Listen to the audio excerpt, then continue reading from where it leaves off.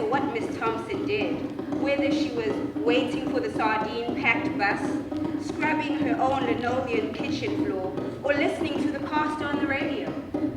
908. 908. 908. If those numbers hit, she would be unburdened and golden and young again. She would quit working as a maid in a 2-floor house in the affluent section where no colors, no Jews were allowed, where the homes were covered in old ivy and the lawns had luscious greenery and tamed bright flowers. She could be one of the elite ones, no longer poor, black, and ragged. If 908, 908, 908 hit, she could buy her baby boy the leather shoes she saw glistening in the department store's Christmas display windows. The flashing signage of Merry Christmas reflected fire engine red on her face. If 908, 908, 908 hit, she could have her own place and not live in a kitchenette with 4 other families. The quiet Miss Jenkins, Miss Ella and a no-good man, Rosemary and her grown-ass kids, and Troy with his soft-spoken wife. She wouldn't have to rush to be the first one in the bathroom in the morning. She wouldn't have to worry if her precious pearl necklace would appear missing along with the rent money she hid in her sock drawer. Shit! Baltimore's West Side wasn't home. That was for damn sure. It was downright dangerous in Terrace Towers. People got stabbed, robbed, and even murdered. Last week, a body with stab wounds to the chest was found in the alley behind her building. Black nights rule things. Yes, she needed that number to hit. Lord, please let 908 hit so I can get out of this hell. Just the other day, a little girl got raped in the basement. If I don't get out, my baby will be just another dead body in the alley. And I won't let nobody take him away. Not even you, God. And definitely not those crooked cops. Or Terrace Towers. Or the gangsters that ain't got no daddies. He will be a man. He will be educated. He will be smart.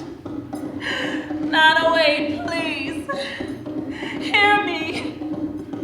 Even if 908, 908, 908 hit, she would still have to work, but she wouldn't have to worry about affording milk and bread and heat and rent. She wouldn't have to be subservient to Miss Gardner, a woman barely old enough to drink alcohol legally, but had the luxury of shopping, complaining, and barking orders like General Patton. If 908, 908, 908 hit, maybe she could go back to school and learn shorthand and type fancy letters at her new job. She could work in one of those tall gray buildings where people looked real important and walked really fast, and the men carried heavy briefcases and the women wore pencil skirts and sheer pantyhose. On her desk, she would have a golden brass nameplate that read, Angela! Angela! Are you daydreaming again? You've been wiping that counter for 20 minutes. shouted Miss Gardner. She was lounging on her sofa with a cigarette dangling from her pink mouth. At the end of the workday, Miss Thompson bundled up for the cold. She wrapped 2 polyester scratchy scarves around her delicate neck. 908, 908, 908. Hopped around in her mind like bunny rabbits. She jammed her feet into her boots. She slammed the door behind her. She heard her feet crashing in the dirty white snow. This was her first winter in Charm City. She'd never seen snow in South Carolina. She'd never had to wear these heavy, bulky wool scarves and sweaters that made her sweat underneath her armpits and breasts. She never had to slap gobs of Vaseline on a porcelain face. She never felt cold, so cold that it soaked through her bones. The wind felt like it was lashing at her.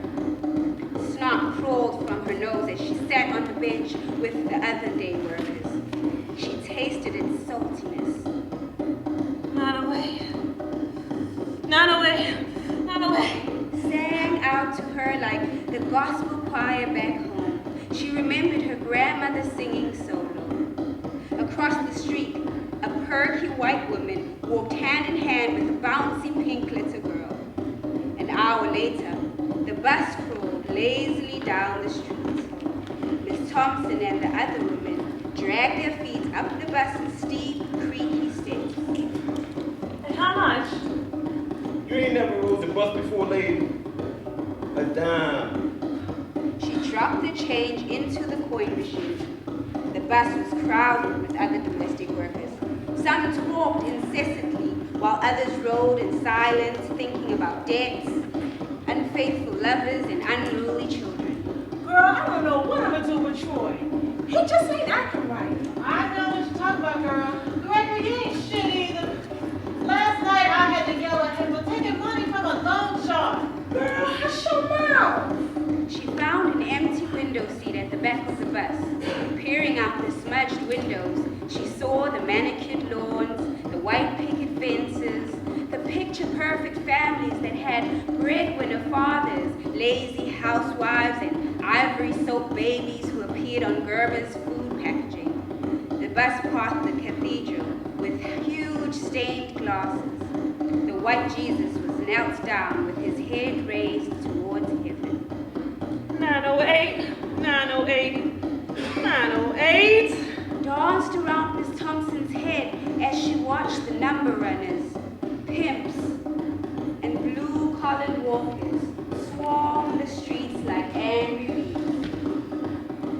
Winos passed out in front of bars, hustlers hawking their plunder in shopping carts, and the street corner preachers shouting into megaphones and thumping their careless hands against worn Bibles. Brothers and sisters, $5, you must make gold for either way. For the rest of